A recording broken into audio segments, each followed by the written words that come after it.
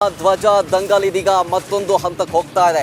ಇವತ್ತು ಮಂಡ್ಯ ಹಾಗೂ ಕೆರಗೋಡು ಬಂದ್ಗೆ ಕರೆ ಕೊಡಲಾಗಿದೆ. ಹೀಗಾಗಿ ಹಲವು ಸಂಘಟನೆಗಳು ಈಗಾಗಲೇ ಸಕಲ ರೀತಿಯಲ್ಲೂ ಈ ಬಂದ್ಗೆ ಸಿದ್ಧತೆಯನ್ನ ಮಾಡಿಕೊಂಡಿದೆ. ಜೊತೆಗೆ 600ಕ್ಕೂ ಹೆಚ್ಚು ಪೊಲೀಸರನ್ನ ನಿಯೋಜನೆ ಮಾಡಲಾಗಿದೆ. ಮಂಡ್ಯ ಹಾಗೂ ಕೆರಗೋಡಿನಲ್ಲಿ ಬೃಹತ್ ಪ್ರತಿಭಟನೆ ಜೊತೆಗೆ ಇವತ್ತು ಬಂದ್ಗೂ ಕೂಡ ಕರೆ ಕೊಡಲಾಗಿದೆ. ಹೀಗಾಗಿ ಯಾವುದೇ ರೀತಿಯಾದಂತಹ ಅಹಿತಕರ ಘಟನೆಗಳು ನಡೀಬಾರದು ಅಂತ ಹೇಳಿ 600ಕ್ಕೂ ಹೆಚ್ಚು ಪೊಲೀಸರನ್ನ ನಿಯೋಜನೆ ಮಾಡಲಾಗಿದೆ.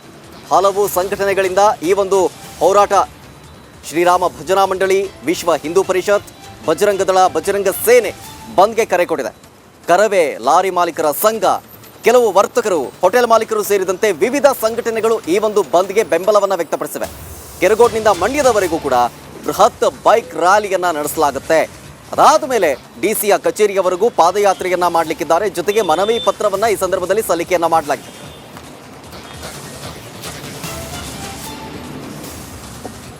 ಇನ್ನು ಮತ್ತೊಂದು ಕಡೆ ಮಂಡ್ಯದ ನಗರದಾದ್ಯಂತ ಪೊಲೀಸ್ ಹೈ ಅಲರ್ಟ್ ಆಗಿದೆ. ಭದ್ರತೆಗೆ ಅಂತೇಳಿ ಈಗಾಗಲೇ ಹೇಳಿದ್ನಲ್ಲ, 600ಕ್ಕೂ ಹೆಚ್ಚು ಪೊಲೀಸರನ್ನ ನಿಯೋಜನೆ ಮಾಡಲಾಗಿದೆ. ನಗರದ ಪ್ರಮುಖ ರಸ್ತೆಗಳಲ್ಲಿ, ವೃತ್ತಗಳಲ್ಲಿ ಖಾಕಿ ಹದ್ದಿನ ಕಣ್ಗಾವಲಿರುತ್ತೆ. ಪ್ರತಿಭಟನಾಕಾರರು ಜಮಾವಣೆಗೊಳ್ಳುವ ಸ್ಥಳದಲ್ಲಿ ಬಿಗಿ ಭದ್ರತೆಯನ್ನು ಕೈಗೊಳ್ಳಲಾಗಿದೆ.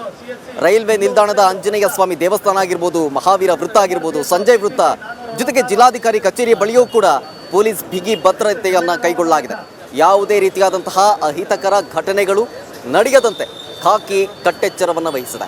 ಹನುಮ ಧ್ವಜ ಹೋರಾಟದಲ್ಲಿ ಮತ್ತೊಂದು ಕಡೆ ಗಮನಿಸಿದ್ವಿ, JDS ನ್ಯೂಟ್ರಲ್ ಆಗಿದೆ. ಇವತ್ತು ಮಂಡ್ಯ ಹಾಗೂ ಕೆರಗೋಡು ಬಂದ್ಗೆ ಕರೆ ಕೊಡಲಾಗಿರುವುದು ಬೈಕ್ ರ್ಯಾಲಿಯಿಂದ. ಇಲ್ಲಿ ದಳಪತಿಗಳು ದೂರ ಉಳ್ಕೊಂಡಿದ್ದಾರೆ.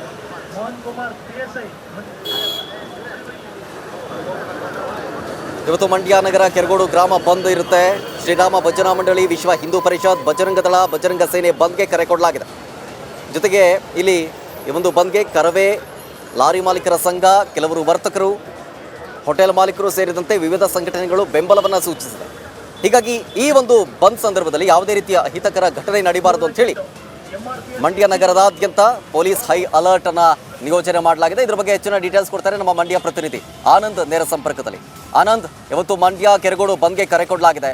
ಹಲವು ಸಂಘಟನೆಗಳು ಈ ಒಂದು ಬಂದ್ಗೆ ಸಾಥನ್ನ ಕೊಡ್ತಾ ಇದ್ದಾವೆ. ಬಂದ್ನ ರೂಪುರೇಷೆ ಯಾವ ರೀತಿ ಇರುತ್ತೆ, ಡೀಟೇಲ್ಸ್ ಕೊಡೋದಾದ್ರೆ?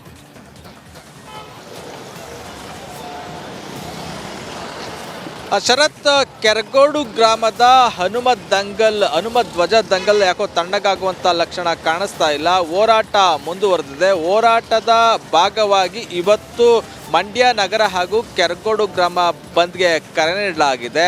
ಆ ಬಂದ್ಗೆ ಆರಂಭದಲ್ಲಿ ಒಂದಷ್ಟು ವರ್ತಕರು ಸಪೋರ್ಟ್ ಮಾಡ್ತಾ ಇದ್ದಾರೆ ಅಂತಲೇ ಹೇಳ್ಬೋದು. ದೃಶ್ಯದಲ್ಲಿ ಗಮನಿಸ್ಬೋದು, 8 ಗಂಟೆ ಆಗ್ತಾ ಬರ್ತಾ ಇದೆ, 8 ಗಂಟೆ ಆಗಿದೆ. ಆದರೂ ಕೂಡ ವರ್ತಕರು ಇನ್ನೂ ಕೂಡ ಬಹುತೇಕ ಕಡೆ ಅಂಗಡಿ ಮುಂಗಟ್ಟುಗಳನ್ನು ಓಪನ್ ಮಾಡಿಲ್ಲ. ಸಾಮಾನ್ಯವಾಗಿ 8 ಗಂಟೆ ಆಗ್ತಾ ಇದ್ದಂಗೆ ಮಂಡ್ಯದಲ್ಲಿ ಬಹುತೇಕ ಅಂಗಡಿ ಮುಂಗಟ್ಟುಗಳು ಓಪನ್ ಮಾಡೋದಕ್ಕೆ ಶುರು ಆಗ್ತವೆ. ಆದರೆ ಪ್ರತಿಭಟನೆ ಯಾವ ಸ್ವರೂಪ ಪಡೆದುಕೊಳ್ತದೆ ಅನ್ನೋದನ್ನು ಕಾದು ನೋಡೋ ಇಂಟೆನ್ಷನ್ನಲ್ಲಿ ವರ್ತಕರು ಸದ್ಯ ಅಂಗಡಿ ಮುಂಗಟ್ಟುಗಳನ್ನು ಮುಚ್ಚಿದ್ದಾರೆ. ಆದರೆ ಇದುವರೆಗೂ ಕೂಡ ಪ್ರತಿಭಟನಾಕಾರರು ರಸ್ತೆಗಿಳಿದಿಲ್ಲ. ಹಾಗಾಗಿ ಮುಂದೆ ಬಂದು ಯಾವ ರೀತಿ ಸಕ್ಸಸ್ ಆಗುತ್ತೆ ಅನ್ನೋದನ್ನ ಕಾದು ನೋಡಬೇಕು. ಇನ್ನೊಂದು ಕಡೆ ಏನು ಬಜರಂಗ ದಳ, ವಿಶ್ವ ಹಿಂದೂ ಪರಿಷತ್ ಹಾಗೂ ಕೆರಗೋಡು ಗ್ರಾಮದ ಶ್ರೀರಾಮ ಭಜನಾ ಮಂಡಳಿಯಿಂದ ಬಂದ್ಗೆ ಕರೆ ನೀಡಲಾಗಿದೆ. ಈ ಬಂದ್ಗೆ ಒಂದಷ್ಟು ಸಂಘಟನೆಗಳು ಕೂಡ ಬೆಂಬಲ ವ್ಯಕ್ತಪಡಿಸಿರುವಂಥದ್ದು.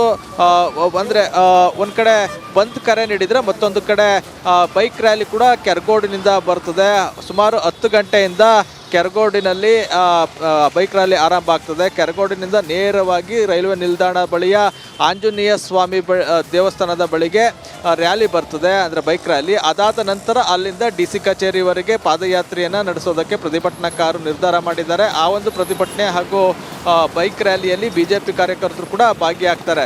ಇನ್ನೊಂದು ಕಡೆ ಪ್ರತಿಭಟನೆ ಹಾಗೂ ಬಂದ್ ವೇಳೆ ಯಾವುದೇ ರೀತಿಯ ಅಹಿತಕರ ಘಟನೆಗಳು ನಡೀಬಾರ್ದು ಅನ್ನೋ ಕಾರಣಕ್ಕಾಗಿ ಪೊಲೀಸ್ ಇಲಾಖೆ ಸಾಕಷ್ಟು ಸಿದ್ಧತೆಗಳನ್ನು ಮಾಡ್ಕೊಂಡಿದೆ. ಅದರ ಭಾಗವಾಗಿ 600ಕ್ಕೂ ಹೆಚ್ಚು ಸಿಬ್ಬಂದಿಗಳನ್ನೇ ನಿಯೋಜನೆ ಮಾಡಲಾಗಿದೆ. ಸದ್ಯ ದೃಶ್ಯದಲ್ಲಿ ಗಮನಿಸ್ಬೋದು, ರೈಲ್ವೆ ನಿಲ್ದಾಣದ ಮುಂಭಾಗ ಸಿಬ್ಬಂದಿಗಳನ್ನು ಇಂಥ ಸ್ಥಳಕ್ಕೆ ನೀವು ಹೋಗಿ ಅಂತ ಹೇಳಿ ನಿಯೋಜನೆ ಮಾಡುವಂತ ಕೆಲಸ ಕೂಡ ಆಗಿರುವಂತದ್ದು. ಅದೇ ರೀತಿಯಲ್ಲಿ ವಾಪಸ್ ಬರ್ತೀವಿ, ಹಾಗೆ ಸಂಪರ್ಕದಲ್ಲೇ ಇರಿ. ಈಗ ಮತ್ತೊಂದು ಅಪ್ಡೇಟ್ ಲಭ್ಯವಾಗ್ತಾ ಇರೋದು ಧರ್ಮ ಧ್ವಜ ದಂಗಲ್ ವಿಚಾರಕ್ಕೆ ಸಂಬಂಧಪಟ್ಟಂತೆ. ಈ ಹೋರಾಟದಿಂದ, ಈ ಬಂದ್ನಿಂದ ದಳಪತಿಗಳು ನ್ಯೂಟ್ರಲ್ ಆಗಿದ್ದು ಯಾಕೆ ಹಿಂದೆ ಸರಿದ್ರು ಅನ್ನೋದು ಪ್ರಶ್ನೆ ಆಗ್ತಾ ಇದೆ. ಸದ್ಯ ಈ ಹಿಂದೆ ಪ್ರತಿಭಟನೆಯಲ್ಲಿ ಭಾಗಿಯಾದಂತಹ ದಳಪತಿಗಳು ಈ ಬಾರಿಯ ಬಂದ್, ಈ ಬಾರಿಯ ಧ್ವಜ ದಂಗಲ್ ವಿಚಾರದಿಂದ ದೂರ ಉಳ್ಕೊಂಡಿದ್ದಾರೆ. ಭಾಗವಹಿಸಬೇಕಾ ಬೇಡವಾ ಅನ್ನುವಂತ ಬಗ್ಗೆ ಚರ್ಚೆಗಳಾಗ್ತಾ ಇದೆಯಂತೆ. ಕೇಸರಿ ಶಾಲು ಹಾಕಿಕೊಂಡಿದ್ದು ತಪ್ಪು ಅಂತ ದೇವೇಗೌಡರು ಹೇಳಿಕೆ ಕೊಟ್ಟರು. ನಾಯಕರ ಗೊಂದಲದಿಂದಾಗಿ ಜಿಲ್ಲಾ ನಾಯಕರ ತಟಸ್ಥ ನಿಲುವು ಅಂತ ಹೇಳಲಾಗ್ತಾ ಇದೆ. ಯಾವಾಗ ಮಾಜಿ ಸಿಎಂ ಎಚ್.ಡಿ. ಕುಮಾರಸ್ವಾಮಿ ಅವರು ಧರ್ಮ ಧ್ವಜ ದಂಗಲ್ನಲ್ಲಿ ಕೇಸರಿ ಶಾಲು ಹಾಕಿಕೊಂಡು ಪ್ರತಿಭಟನೆಗೆ ಬಂದ್ರು, ಪಾದಯಾತ್ರೆಯಲ್ಲಿ ಭಾಗಿಯಾದ್ರು, ಆಗಲೇ ದೇವೇಗೌಡರು ಅಸಮಾಧಾನ ವ್ಯಕ್ತಪಡಿಸಿದ್ರು. ನಮ್ಮ ತನವನ್ನ ಬಿಟ್ಟು ಕೊಡಬಾರದು, ಕೇಸರಿ ಶಾಲು ಹಾಕಿಕೊಳ್ಳಬಾರದು ಅನ್ನುವಂತ ವಿಚಾರ. ಹಾಗಾಗಿ ಈ ಬಾರಿ ತಟಸ್ಥ ನಿಲುವು ತಾಳಿದ್ದಾರೆ ನಾಯಕರು. ಈ ಬಗ್ಗೆ ಮತ್ತಷ್ಟು ಡೀಟೇಲ್ಸ್ ಅನ್ನ ಕೊಡ್ತಾ ಹೋಗ್ತಾರೆ ನಮ್ಮ ಪ್ರತಿನಿಧಿ ಆನಂದ್, ನೇರ ಸಂಪರ್ಕದಲ್ಲೇ ಇದ್ದಾರೆ. ಆನಂದ್, ದಳಪತಿಗಳ ನಡೆ ಏನು? ಇವತ್ತಿನ ಬಂದ್, ಇವತ್ತಿನ ಹೋರಾಟದಲ್ಲಿ ಭಾಗಿಯಾಗ್ತಾರಾ ಇಲ್ವಾ? ಆ ಭಾಗದ ನಾಯಕರ ನಡೆ ಏನು ಅನ್ನೋದು ಕುತೂಹಲ.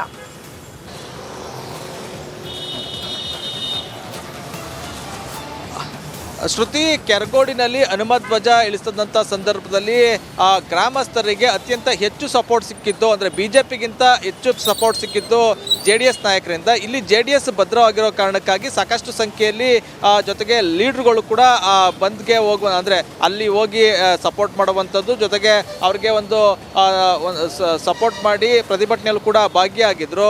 ಏನೋ ಪ್ರತಿಭಟನೆ ಆರಂಭ ಆದ ದಿನವೂ ಕೂಡ ಸಾಕಷ್ಟು ಸಂಖ್ಯೆಯಲ್ಲಿ ಬಿಜೆಪಿ ಕಾರ್ಯಕರ್ತರು ಜೊತೆಗೆ JDS ಮುಖಂಡರುಗಳು ಹಾಗೂ JDS ಕಾರ್ಯಕರ್ತರು ಭಾಗಿಯಾಗಿದ್ದರು. ಅದಾದ ನಂತರ ಅಂದರೆ ಮರುದಿನ ಪಾದಯಾತ್ರೆ ನಡೀತು. ಪಾದಯಾತ್ರೆಯಲ್ಲೂ ಕೂಡ ಸಾಕಷ್ಟು ಸಂಖ್ಯೆಯಲ್ಲಿ JDS ಕಾರ್ಯಕರ್ತರು ಹಾಗೂ JDS ಮುಖಂಡರುಗಳು ಭಾಗಿಯಾಗಿದ್ದರು. ಸ್ವತಃ ಮಾಜಿ ಮುಖ್ಯಮಂತ್ರಿ ಎಚ್.ಡಿ. ಕುಮಾರಸ್ವಾಮಿ ಅವರೇ ಪಾದಯಾತ್ರೆಯಲ್ಲಿ ಕಾಣಿಸ್ಕೊಂಡಿದ್ರು. ಅದ್ರ ಜೊತೆಗೆ ಅವತ್ತು ಕೇಸರಿ ಶಾಲನ್ನು ಹಾಕೊಂಡಿದ್ರು. ಅದು ಸಾಕಷ್ಟು ಬೆಳವಣಿಗೆಗಳಿಗೆ ಕಾರಣ ಆಗಿದೆ ಅಂತಲೇ ಹೇಳ್ಬೋದು. ಕೇಸರಿ ಶಾಲನ್ನು ಎಚ್.ಡಿ. ಕುಮಾರಸ್ವಾಮಿಯವರು ಹಾಕ್ಕೊಂಡಿದ್ದರಿಂದ ಏನು ದೇವೇಗೌಡರು ಅಸಮಾಧಾನವನ್ನು ಹೊರಹಾಕಿದ್ರು. ಕೇಸರಿ ಶಾಲನ್ನು ಹಾಕೊಳ್ಳೋದು ಸರಿಯಲ್ಲ ಅಂತ ಹೇಳಿದರು. ಅದಾದ ಬಳಿಕ ಮಂಡ್ಯ ಜಿಲ್ಲೆಯ JDS ನಾಯಕರು ಒಂದು ರೀತಿ ಗೊಂದಲಕ್ಕೆ ಸಿಲುಕಿದ್ದಾರೆ. ಬಿಜೆಪಿಯ ಹೋರಾಟ, ಅಂದರೆ ಬಿಜೆಪಿ ನೇತೃತ್ವದಲ್ಲಿ ನಡೀತಾ ಇರುವಂಥ ಹೋರಾಟಕ್ಕೆ ನಾವು ಬೆಂಬಲ ಸೂಚಿಸಬೇಕಾ, ಬೆಂಬಲ ಸೂಚಿಸಬಾರ್ದ ಒಂದು ಗೊಂದಲದಲ್ಲಿರುವಂಥದ್ದು. ಅದಕ್ಕಾಗಿ ಅವರು ತಟಸ್ಥ ನಿಲುವನ್ನು ತಾಳಿದ್ದಾರೆ. ಜೊತೆಗೆ ದೇವೇಗೌಡರ ಒಂದು ಮಾತನ್ನು ಪರೋಕ್ಷವಾಗಿ ಸೂಚನೆ ಅಂತಲೇ ಒಂದು ಪರಿಗಣಿಸಿರುವಂಥ ಅವರು ಯಾವುದೇ ಕಾರಣಕ್ಕೂ ಕೂಡ ಬಿಜೆಪಿ ಜೊತೆಗೆ ಇಲ್ಲಿ ಪ್ರತಿಭಟನೆಯಲ್ಲಿ ಭಾಗಿಯಾಗೋದು ಬೇಡ ಅನ್ನೋ ಒಂದು ಮನಸ್ಥಿತಿಗೆ ಬಂದಿರುವಂಥದ್ದು. ಅದೇ ಕಾರಣಕ್ಕಾಗಿ ಇವತ್ತು ಏನೋ ಬಂದ್ಗೆ ಕರೆ ನೀಡಿದ್ದಾರೆ. ಬಂದ್ನಲ್ಲೂ ಕೂಡ ಭಾಗವಹಿಸ್ತಾ ಇಲ್ಲ. ಅದ್ರ ಜೊತೆಗೆ ಬೈಕ್ ರ್ಯಾಲಿ ಹಾಗೂ ಪಾದಯಾತ್ರೆಯಲ್ಲೂ ಕೂಡ ಭಾಗಿಯಾಗ್ತಾ ಇಲ್ಲ. ಹಾಗಾಗಿ ಈ ಒಂದು ಹೋರಾಟದಿಂದ, ಅಂದರೆ ಹನುಮಧ್ವಜ ಹೋರಾಟದಿಂದ ಬಹುತೇಕ JDS ನಾಯಕರು ಹಿಂದೆ ಸರಿದಿದ್ದಾರೆ. ಶ್ರುತಿ.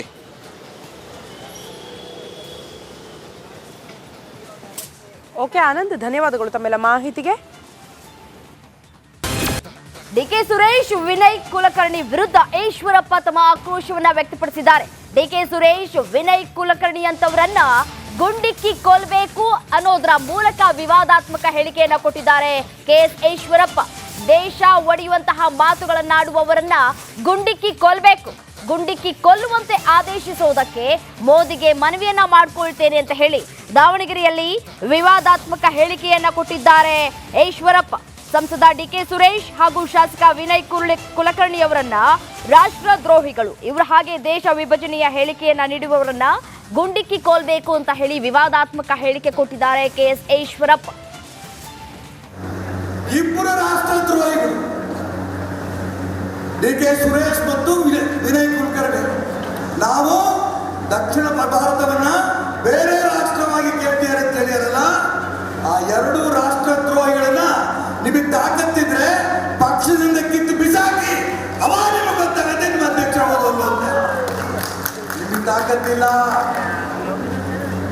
ಹೆಂಗಾರು ಮಾಡಿ ಎಲ್ಲಾರನ್ನೂ ಒಟ್ಟಾಗಿ ಇಟ್ಕೋಬೇಕು, ಎಲ್ಲಾರನ್ನೂ ಒಟ್ಟಾಗಿ ಇಟ್ಕೋಬೇಕು. ಇನ್ನೊಂದು ಬಾರಿ ಈ ರೀತಿ ಮಾತುಗಳಾಡಿದ್ರೆ ಈ ಸಭೆಯ ಮುಖಾಂತರ ನಾನು ನರೇಂದ್ರ ಮೋದಿ ಅವ್ರಿಗೆ ಹೇಳಕ್ ಇಷ್ಟಪಡ್ತೇನೆ, ಡಿಕೆ ಸುರೇಶ್, ವಿನಯ್ ಕುಲಕರ್ಣಿ ಇಂಥ ರಾಷ್ಟ್ರದ್ರೋಹಿಗಳು ದೇಶವನ್ನ ಛಿದ್ರ ಮಾಡ್ತೀವಿ ಅಂತ ಹೊರಡ್ತಾರಲ್ಲ, ಅವ್ರಿಗೆ ಗುಂಡಿಕ್ಕಿ ಕೊಲ್ಲಂತ ಕಾನೂನು ತನ್ನಿ. ಇದನ್ನ ಏನ್ ಅನ್ಕೊಂಡಿದ್ದೀರಿ ದೇಶ ಅಂದ್ರೆ? ಇಬ್ಬರು ರಾಷ್ಟ್ರದ್ರೋಹಿಗಳು ಡಿಕೆ ಸುರೇಶ್ ಮತ್ತು ವಿನಯ್ ಕುಲಕರ್ಣಿ. ನಾವು ದಕ್ಷಿಣ ಭಾರತವನ್ನ ಬೇರೆ